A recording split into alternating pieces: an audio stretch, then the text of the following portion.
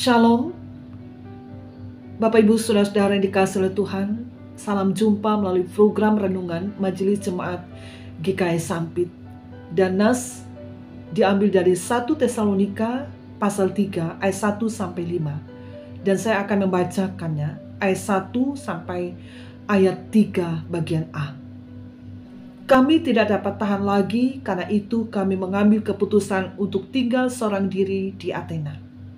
Lalu kami mengirim Timotius, saudara yang bekerja dengan kami untuk Allah dalam pemberitaan Injil Kristus, untuk menguatkan hatimu dan menasihatkan kamu tentang imanmu, supaya jangan ada orang yang goyang imannya karena kesusahan-kesusahan ini. Demikian firman Tuhan.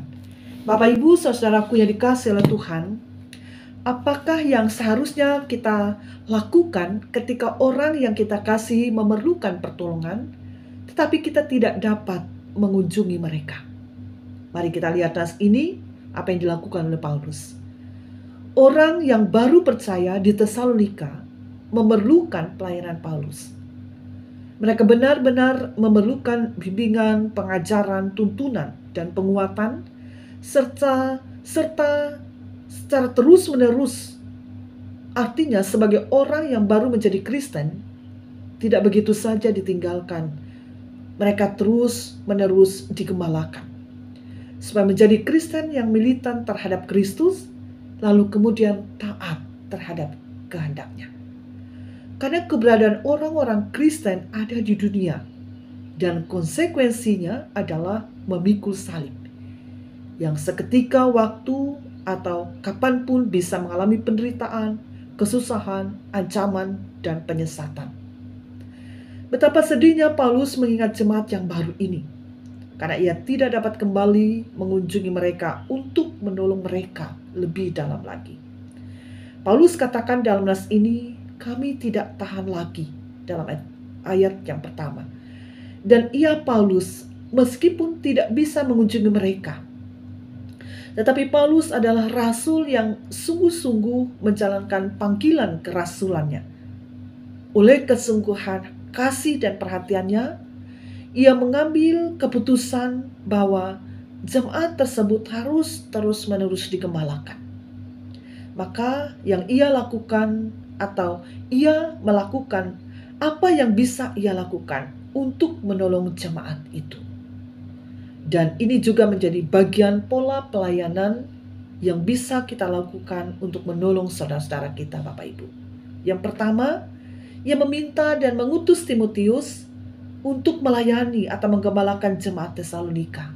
Yang artinya, jika kita tidak dapat pergi sendiri untuk menggembalakan atau menolong saudara-saudara kita, maka dikatakan mintalah seseorang yang layak untuk menggantikan kita.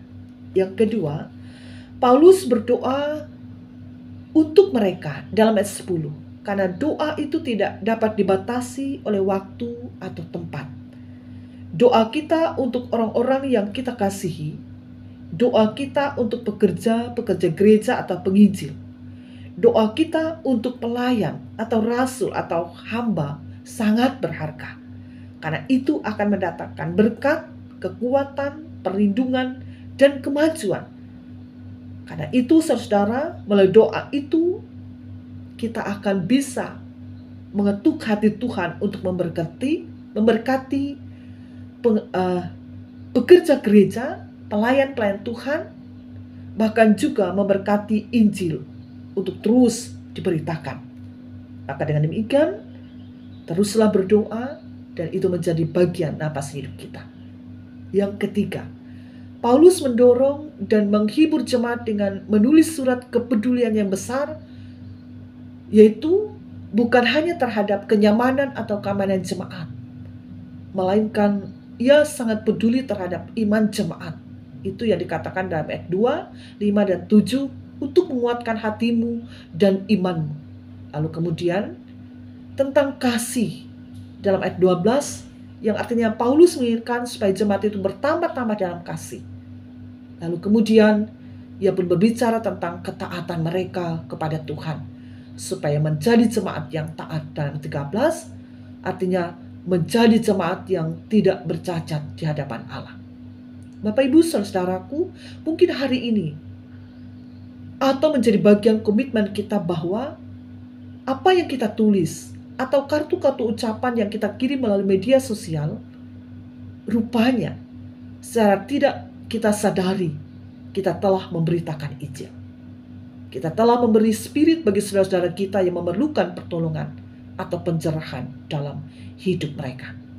Mari kita lakukan dengan apa yang bisa kita lakukan untuk menolong saudara-saudara kita semakin percaya dan taat kepada Kristus.